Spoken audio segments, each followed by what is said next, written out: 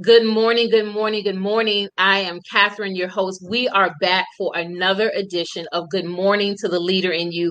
And listen, we have a phenomenal guest that is with us today, Mr. Eric BOWIE. Listen, you see in his caption, Smart Money Bro. He's going to break it down how that company got started, why it got started, and what was his inspiration. Listen, let me just give you a little backdrop about Mr. Eric. He is a contracting officer. Specifically, he is in the planning and zoning department. He's a real estate investor, but more importantly, he is about the people. He's an educator, right? He wants to make sure that the knowledge that he has, it doesn't just stay to himself. He is very much about putting that information out there and making sure the masses is educated on how we can do what? We can level up, as the young people say. We can raise the bar to the next level. Eric, welcome. Thank you for having me. It's my pleasure to be here, and I'm happy to talk with you this morning. So I appreciate you having me. Thank you so much. Absolutely. Listen, for the viewers that's watching now, or for the viewers that's going to watch later, or if something that you're going to hear from this segment really touches you, share this link, share this episode with someone else you know. Eric, let's start off by letting the viewers know a little bit about who you are before you became an entrepreneur. Tell everybody why you even got excited about becoming an entrepreneur. What was that for you? Because some people say they had that aha moment or a light bulb went off, but tell us your journey. How did you become an entrepreneur? Well, my journey from years ago, I started off like a lot of people, very humble beginnings. Didn't come from a wonderful two-parent, the Huxtables or anything like that. I came from a single parent. She was single after I was about 9 or 10 years old, and I'm the youngest of 5. Grew up in very humble beginnings, like I said. I wasn't an A student all throughout school. I was just an average student. I think I graduated high school with a 1.75 GPA. My first full year of going to community college, I had a 1.7 GPA, and I was on academic probation. But there was a light that kicked off on me when I was inside of me when I was about 20 years old or so. And it said, you know what can you do? What do you want to do? How can you make a difference? So I actually got into education. I started as a school teacher. I was a school teacher for the first 7 years of my professional life in my 20s. And then throughout that time as a school teacher, I began to say, there's other ways I can make some money other than just teaching school. Right. So what can I do? So I had so many jobs on the side, right? I was a sales guy at Circuit City. I was a shoe salesman guy. And it finally around 2012 or 13, when my daughter was about to go to college, I said, I don't want to be sitting working at Home Depot, right? Making $9, $10 an hour. I said, what can I do to start to make some money? So the very first venture I got into was I started an eBay store. Mm-hmm. And I had an eBay store. I made over $100,000 selling shoes on eBay.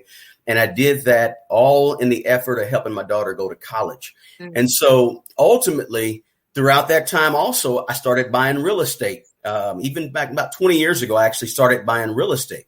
And so I had a feel for having my own business, even through the real estate, owning single family property since about the year 2000, through all the years of the side gigs and through all the years of having an eBay store. So about 2017 or so, I really wanted to help out people. And I started looking at all the things I did. And a lot of the things I did had to do with money. And so I said, how can I leverage the information that I have about how I grew from, having a negative net worth when I was 29 years old, literally a negative $30,000 net worth, up to where I am now, where I have a very large net worth. But how could I get myself to that level and not share that information with other people? And so in 2017 or so, I started thinking about how could I leverage all that information and those experiences with money and real estate. And I developed Smart Money Bro. And I said, I'm kind of smart with my money and I'm a bro. So how can I begin to develop that? And so I created a website, smartmoneybro.com, where I actually still write a blog to this day, sharing with people. But also over there offer the one-on-one services with folks to help them as well. So it really all started from, this is what I've been doing for many years, working, building up my net worth, paying close attention to money, super tight on understanding how to budget and all that good stuff. How can I leverage that to help as many people as possible? And that right there got me excited about becoming an entrepreneur and really offering these services to other people.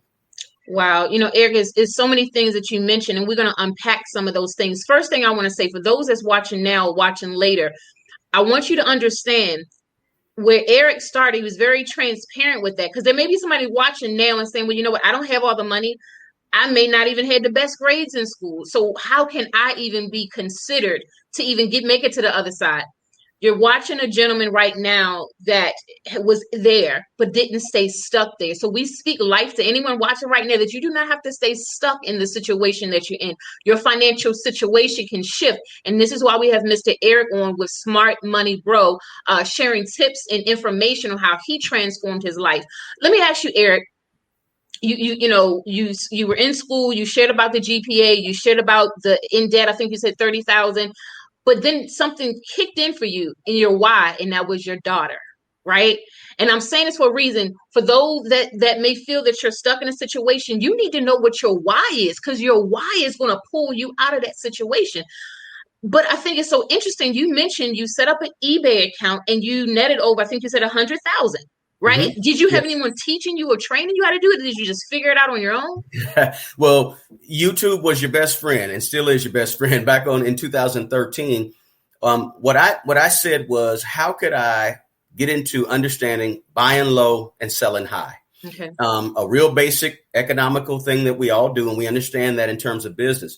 And I just started with a few things around my house and said, well, let me put them on Amazon. I started on Amazon first. Mm-hmm. I said, let me put them on Amazon and let me try eBay about a month or two later. And I figured out which one worked for me. Mm-hmm. And then I said, okay, Amazon, you only get paid twice a month. And a lot of your items in the categories have to be new items. And I said, well, I'm not sourcing new items. Let me go ahead and do the eBay, because I can put used items. So one day, I think I was at an estate sale sourcing for some items. And I was just now starting eBay. And lo and behold, I found a pair of shoes, and I put the shoes on eBay, and the shoes sold for like $35. I had bought them for $4. I said, wow, what a margin. Wow, that I made $30 on one pair of shoes. So the next thing you know, I started buying shoes, and I started sourcing and purchasing shoes to repurpose. In other words, like, clean and get ready to go and photograph. And no, I learned, here's the thing. And, just to be as transparent as possible, I really believe that it's really about a mindset thing. Okay. So it's really about what you believe that you can do is going to determine what you ultimately will accomplish. If you believe you can accomplish it, then you can accomplish it. If you believe you can accomplish it, then you can do it. So I always had a really strong belief since I was little, and I can tell you about how that came about. I had a strong belief that I could do whatever I put my mind to, I could achieve and accomplish. I just had to really put my mind to it. Mm-hmm. And so I really believe that when I got started with eBay, when I got started with all these ventures in the late 90s, when I had $0 negative net worth, is when I bought my first piece of real estate. My first single family property was purchased when I was 30 years old. Now, up to that point, let me tell you a little bit about my story. Up to that point, I had never even lived in a property that was owned by anybody I knew. Again, I grew up in a very humble beginning. I didn't live in a suburb and a house. I grew up in apartments on rough streets. And so all my life, even through my 30s. And so when I got to be about 30 years old, I didn't know about buying houses or real estate and nothing about it. I just started learning about it and reading about it. And so my thing is, and that's what happened with eBay. I started learning and reading and watching YouTube. I just have this belief that I can do, and I apologize about the dog, but it's all right. I have this strong belief that, and I believe in God. And so I believe God I believe that God inside of me gives me this ability to accomplish what I believe I can accomplish, and I have faith that I can accomplish. So I take that with everything I do, from the real estate to the eBay, to the smartmoneybro.com and helping other people, et cetera, to how I budget my money on every month basis.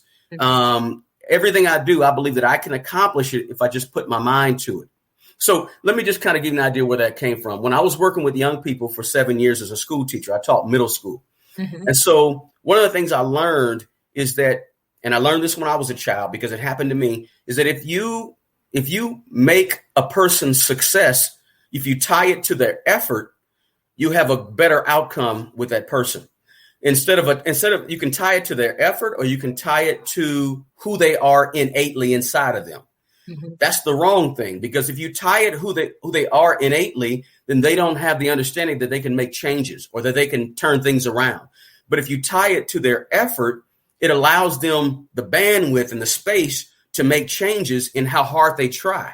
Mm-hmm. And so when I was little, I was always told, every parent conference when I was 5, 6, 7, 8, 10 years old, I always listened to how they talked to my mother, and they would say one thing, and this one thing stuck with me. They said, he's very bright if he only applied himself. So what that means to me growing up from 5 years old to 15 years old to 25 years old to at the clubs when I'm 22 years old, right? What it always meant to me was, if I just applied myself, I can do anything. Mm-hmm. And so when I work with children, I always imparted that within them, that your success is not tied to who you are inside, or what your innate ability or inability is. It's tied to your effort, how hard you try, how hard you believe, the faith you have. All those things is what's going to make you successful, not just either I can do a math problem or I can't do a math problem. No, if you put your mind to that math problem and really focus in on it, you can achieve it. You can be an engineer, a lawyer, entrepreneur, business, whatever you want to do. So that is something that I carried with me. I imparted it in all the young people that I worked with, imparted in my own children, that is tied, your success is tied to the effort that you put in towards it. That was a long answer. I'm sorry.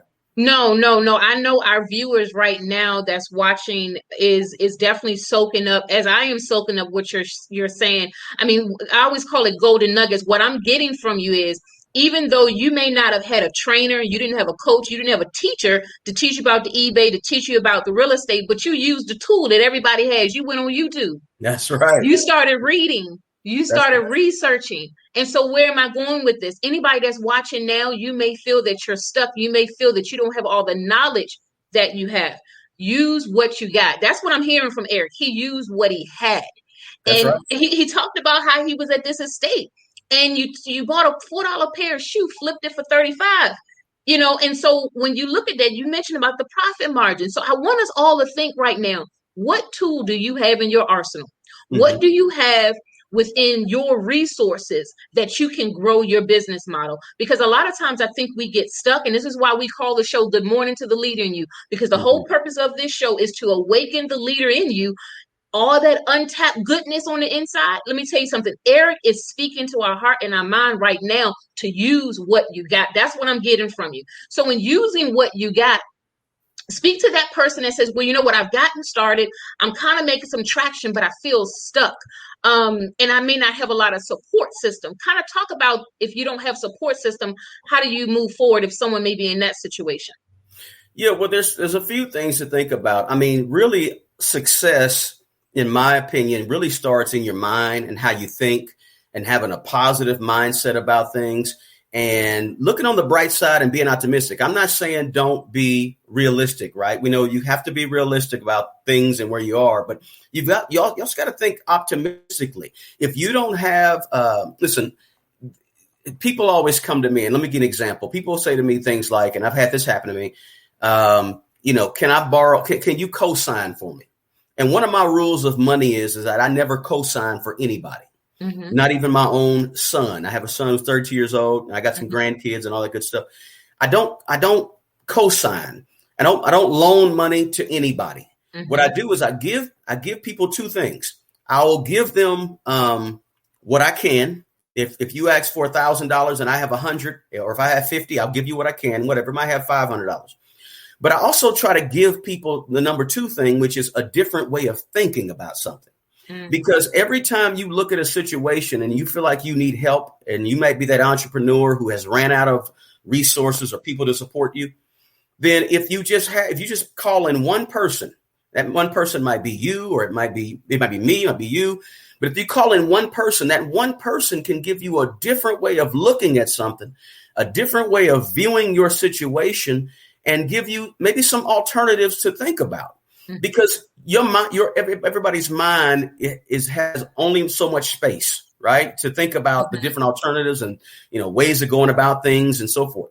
But if you call on one other person that can give you some other ways to look at things and other things to think about, then, it could help you. I'm not saying it's going to be the end all be all, but, if you're stuck in a situation where you're an entrepreneur and you're thinking to yourself, I don't know what to do. I don't have support. I don't have this. Maybe there's a friend out there that you can call on, you can talk to, and give you a different way of looking at things. And that's why it's really important to surround yourself with people that don't necessarily always agree with everything you say. Surround yourself with people that will tell you the truth, no matter what's going on and what's happening, so that you can grow from that and you can expand your mind from that. So back to what I was saying, when somebody asks me to co-sign on something, I don't jump in and co-sign necessarily, but I tell them, hey, I'll give you what I can give you. But at the same time, I'm going to give you a different way to look at something, maybe a different way to think about something.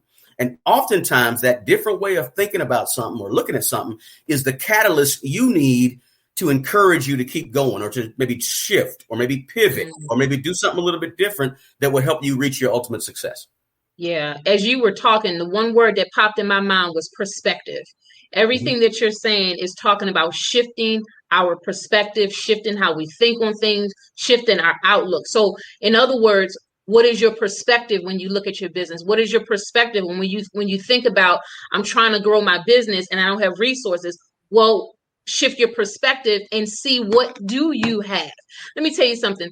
And we was kind of talking before the show. My father's from Hattiesburg, Mississippi, and he definitely used the limited resources he had. He started a cleaning business, and he didn't have a coach. He didn't have a trainer.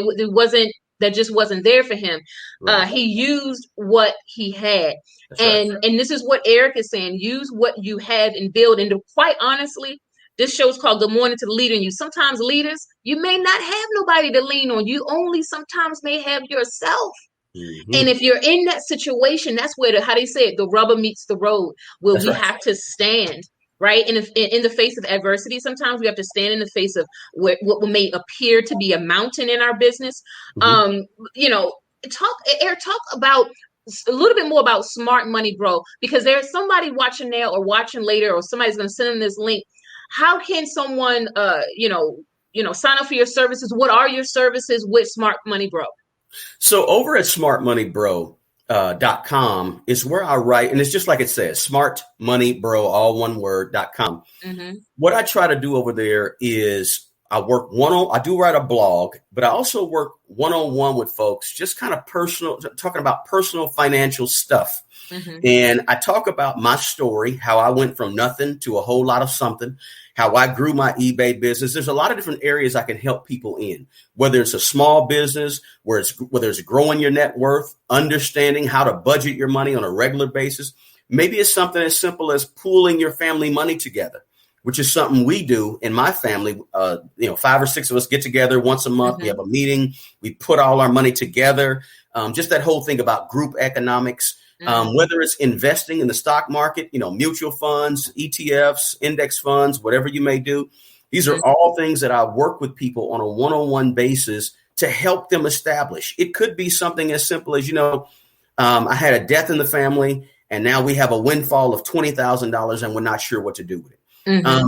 Anything dealing with personal finances, I try to help people with and help them grow, not just their money, but their mind about money, because everything regarding money really starts with your mindset. So we take them through all that process. What's your money mindset? What do you currently have coming in? What are your expenses? I go line by line at people's budget on a monthly basis and figure through. So there's a lot of things I do. Personal finance is personal. And a lot of times you can't get everything you need about your finances from a YouTube video or from a guy on the radio who's talking to 10 million people, because your situation is a little bit different. So I work with people one-on-one. Now, I'm not, just full disclaimer, I'm not a personal financial advisor. I'm not certified and licensed. However, I'm just a real dude that Mm-hmm. that has seen a lot of stuff and has helped a lot of people and has taken myself in a big way in a lot of areas in terms of money. But the other thing I do over there, I also talk about real estate. Mm.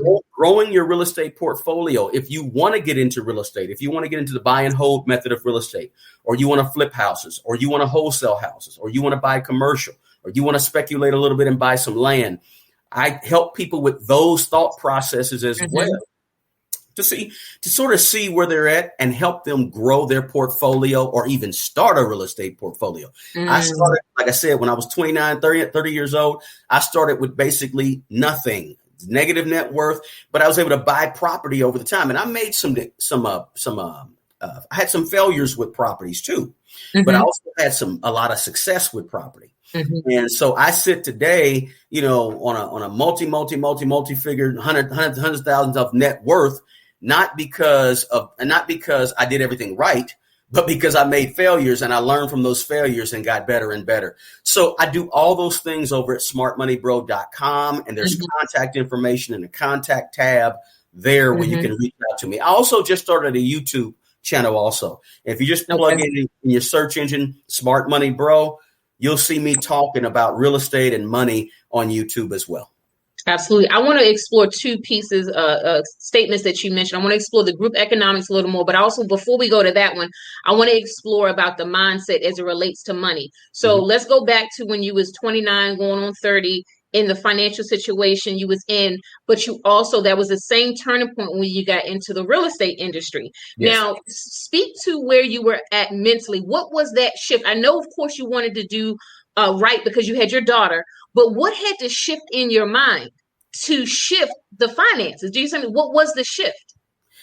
Here's what helped me out, and it stayed in my mind. When I was about 25 years old and I was teaching school, I had an insurance guy that came into the school because, he wanted to sell an annuity to all of the teachers and all that good stuff. And he came into my classroom one time, I think about 25 years old. I was a first or second year teacher. He came into the classroom and he showed me compound interest. Right. So I'm saying to myself, compound interest. I had never heard of this. Right. I had back then you had typing and you had business class in high school, and then you went through college. And I started off college as a business major. I had never heard of compound interest. Right. So he showed me that when I was 25. And when I got to be 27, 28, 29, I started saying, OK, compound interest. OK, I have a pension with my teacher. Retirement, they're putting money to the side automatically, like 9 or 10% of my money. And so, okay, let me learn a little bit about real estate. But in the back of my mind, when I was learning about real estate back then, it was Carlton sheets and no money down and all this kind of stuff. So when I was learning all that stuff and ordering the tapes and CDs, right, spending my last dollar to try to learn about real estate, in the back of my mind was compound interest that he showed me when I was 25 years old. And so I began to say, okay, wait a minute. And I started mapping out things, and I said, okay, if I do this and I do this, man, then in 15 years, I'll have this. And so I started thinking, and what really clicked is that I began to have a vision about where I could go if I just managed my money properly, be it real estate, be it my everyday budget, what have you. I just started having a vision, and it wasn't a perfect vision. I mean, it wasn't all of a sudden I woke up and there was a bright shining light through the window, right? It wasn't that necessarily, but I began to have a shift in my mind that started saying, okay, let me be a little more conscious about budgeting, about how I spend. Now, I did learn about the envelope system back when I was in college, right? But it started all this, there's a lot of little experiences leading up. The envelope system when I was in college, the guy showing me compound interest when I was teaching school. And then me saying, you know what, I want to make some money in real estate. And me just learning about real estate, it all kind of added up. And so when I got about 30 years old, I ended up getting married, and we got a house assumed to us because my wife's mother gave us a house. And it wasn't a super expensive house, but it's still one of my rental houses today, 20 years later. So I got a house, and then I went out and bought my first house. So when I got 30 years old, all of a sudden I had two houses, and I had never had a house before in my life. And so it began to make me, and of course I had some children as well, small But the point being is that I started thinking long term, Mm-hmm. vision. That was the big key. And I Yes. think over the course of the years, I kept that vision at the forefront.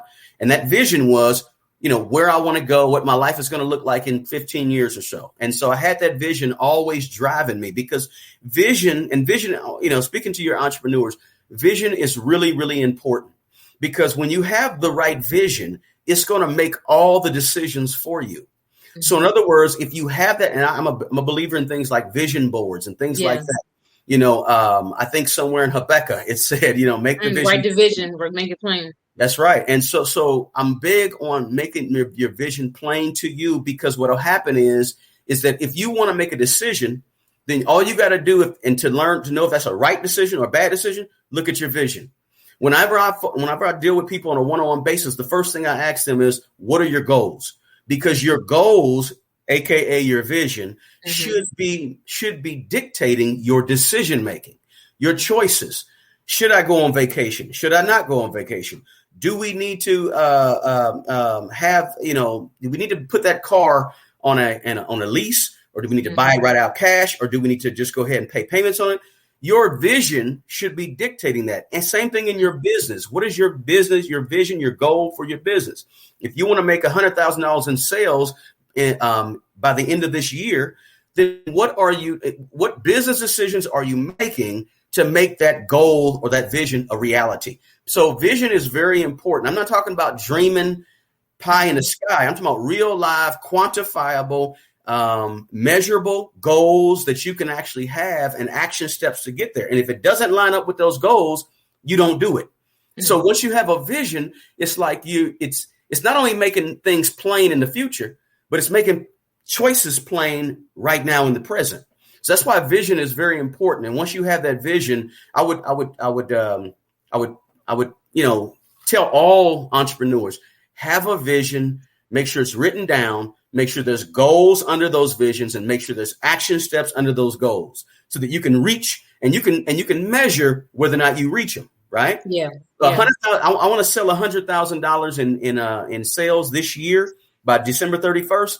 That right there is measurable, because when December 31st comes, you can mm-hmm. measure if you did it. But just saying, oh, I want to increase my business, or I want to, that's not a goal. You have to make sure it's very plain, and it's very measurable, and it's quantifiable. So I didn't mean to give that speech on vision, but I take it in, and I know for those that's tuning in now, you may be tuning in later, you may be sharing the link. We welcome you to Good Morning to the Leader in You. Right now, we're having a conversation with Mr. Eric BOWIE, and I tell you, he's breaking down, I think principles that we've heard, but sometimes we don't implement, right? Mm-hmm. And one of the things that I heard you say, a lot of times you got to cut back. I call it trim back the fat. Sometimes we have too many things, and it's not making any sense. It's not measuring up, as you stated, with the overall vision, yet we do it, yet then we don't see the financial growth that we want, because what we did and what we decided to do with the money did not match up with the vision.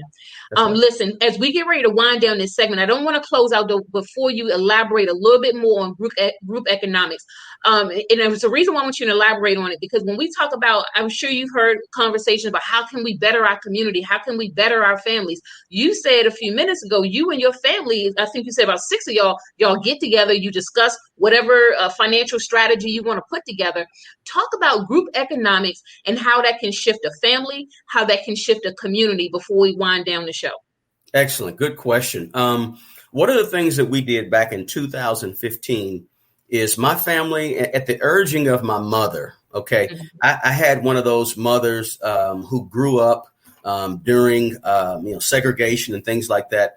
And she always would go to work at other people's communities, and she would come back home and say, well, in their community, we need to. So she would always talk about this, putting our money together because we're stronger. So in 2015, I'm the youngest of 5. So 3 of my siblings plus me, plus my mother, and our spouses, we got together and we said, okay, we might want to have some money to the side for a lot of different reasons. It could be any and everything. It could be just a matter of one day to have fun, one day to do a cookout, one day to take a vacation, whatever we made, or emergency. There's a family emergency and so forth. So we said, let's figure out how we're going to do this. So what we ultimately came up with was meet once a month, take a certain set amount of money once a month, put it into the family pool. And in that family pool, we actually wrote up bylaws. We did a whole organization. We wrote up bylaws on how we're going to use the money, how much of the money, who takes what. There's a secretary. I'm the treasurer. My sister is she's the person that kind of organized, kind of the sort of the leader. She's the oldest person, so she likes to be the leader anyway. So in other words, we gave everybody a role. We said, the first thing we did was we said, look, who wants to be involved? Can you commit to being involved? Because there's some sensitivities that happen when you mix money and family, right? So you got to be really careful about that and check out everybody's commitment and so forth. So the beauty is that we do this on a monthly basis. Matter of fact, later today, we actually have a meeting. Our monthly meeting is today. But we just wanted to say, how can we put our money together in case we want to do things? Now, in your family, this could look any way you decide to make it look, right? It could be we put in $200 a month, 10 people. We put in $20 a month, 5 people. Whatever it is, here's what it does for you. First of all, it empowers you with your money. One of the main things that people kind of lose sight of with money is they don't feel like they're in control of it.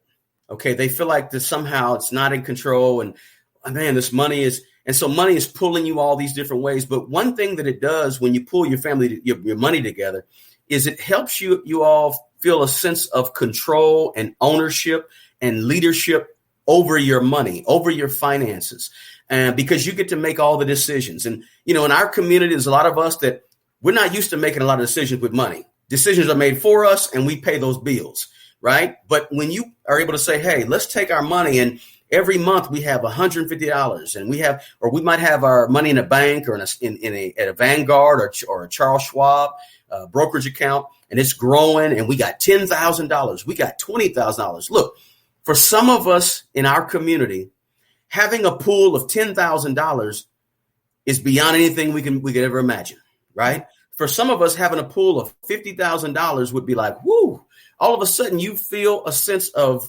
control, relief, empowerment. That's what pooling your money is all about. And you see other cultures do this when they immigrate or they migrate to America or immigrate to America, and they do these things, and we're trying to figure out what are they doing. And one of the things that they're doing is they're collecting their money together, and the money is more powerful when you develop a strong base foundation of cash, which is capital. Right. So if you got a $50,000 capital, maybe your family might want to go buy a multifamily apartment building, or maybe you guys want to buy a couple of rental houses or something. It's all about empowerment when it comes to money. And this is why you do anything with money. When you budget your money, you're telling your money what to do. When you pool your money together as a family, now you have the opportunity to tell your money what to do. That's powerful. And it's a power that we don't know. A lot of us don't really experience. So in 2015, we said, let's do it.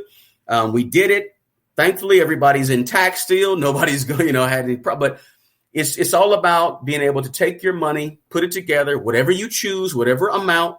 That's a personal, your family decision, or it could be a group of 10 people, whatever. I like family because there's a history of trust that goes along with family. Okay. And so we have our meetings, we have our business meeting. And then the other thing, here's the beauty about it.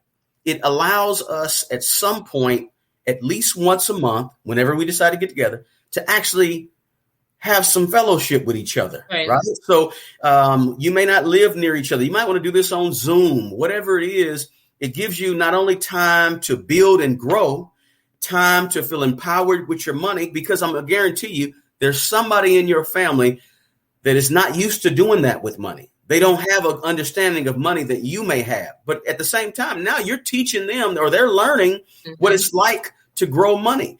And another thing we do, just to kind of stay with that, is we sometimes will have someone come in and talk about a money topic. Mm. So now we're educating people in our family about, maybe it's about insurance, whole life insurance versus term insurance. Mm-hmm. Maybe it's about the difference between having your money at a bank and having your money in Vanguard. But the point is, you get an opportunity to educate your family. You get an opportunity to feel empowered with your family. You get an opportunity to fellowship with your family, and you get an opportunity to grow capital with your family. Great. It's a great thing to do. But there's some steps to that. Yeah. I actually have a blog post on my website that really talks about that. So, because there's a why and a how. I want to explore both areas, but I'm glad you brought that up. Thank you. Listen, this has been a powerful segment. For those that's watching now, you may be watching the replay. I want you to go to smartmoneybro.com, follow his blog, connect with him, set up a consultation appointment. The whole purpose of why we bring on leaders to this show is to expose our audience with individuals that critically think, right? That bring some perspective to our conversation of leaders and how we can grow and how we can expand beyond the borders, how we can, not just stay stuck in the box, and how we can expand our mind. And I believe this segment did just that today. So, Mr. Eric, I thank you. Plug your contact information. Yeah, I just want to tell your group that your listeners that I'll offer a free 15-minute consultation to just have a conversation with me. For some people, that free 15-minute consultation or conversation is all they need. For others that want to work more in depth with me, we can go further. But off the bat, if you go to smartmoneybro.com and schedule it, I'll just have a 15-minute conversation, because my goal, I don't need to get rich off of that, right? I have real estate, and I also work for the federal government, et cetera. But I'm really about trying to help people just do better with their money, because that's really what I want to see. There's so much misuse of our funds and our money and the things that we get. I do offer a free consultation for those that reach out. Wow. Again, that's smartmoneybro.com. Go to his website. Any other handles you want to plug? We do have a Facebook page. It's a Facebook group that's Smart Money Bro. And of course, check me out on YouTube. Just plug in your search, Smart Money Bro. And I'm talking about some of these things in terms of money and real estate. Being a landlord for 20 plus years, there's a lot of information that I like to impart. And I do that on my YouTube channel at Smart Money Bro.